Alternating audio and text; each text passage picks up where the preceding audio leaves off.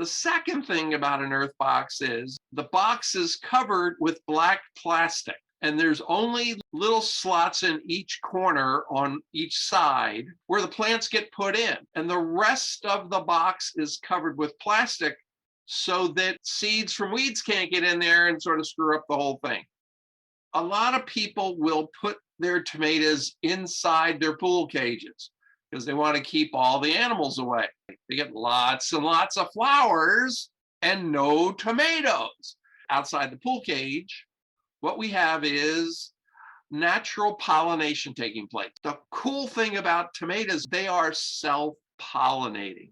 If you walk around and pinch the flowers, not pinch them off, just like a little touch. Every day when the flowers are out there, I go around, pinch all the flowers. Ultimately, that will pollinate the pistil and the stamen, and then the fruit generates, etc.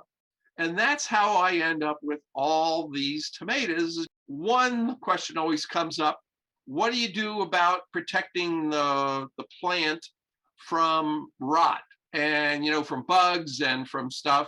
And I fill up a spray bottle with water and drops of dishwasher soap. And it's important to spray it early in the morning when the sun's not going to take the water and burn the leaves, but it's going to sort of coat the leaves. So that's a good time to do it. And you don't want the water to be an accelerator for burning your leaves. As the tomato comes up, you have to cut off these little runners. If you have too many shoots, then the plant spends all its time feeding the shoots and not feeding the tomatoes when the fruit when it finally comes out, and you have to be aware of that.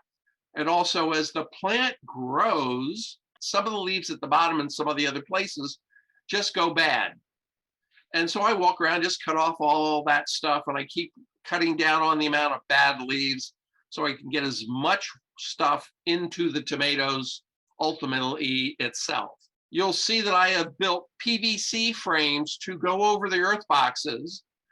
And as the plants come up, I zip tie the stalks to the PVC pipes.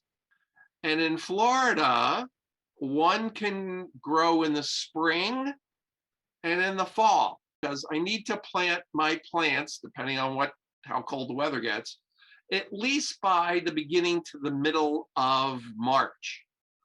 And that'll take me through to the middle of June, and that's the end of the growing season for tomatoes, because you can't grow them in the summer down here because it's too hot and it's too wet.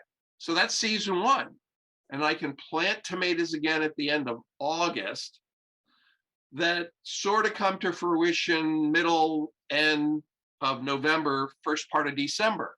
At the end of December, if we get a freeze that comes through, and then you've got all these green tomatoes left over that are on the vine. So we take all the green tomatoes off, wrap every single one of them in newspaper, and put them in a box and put them in the laundry room. And the tomatoes that started out green mature. If you've grown enough of them, and you just keep unwrapping, and there they are.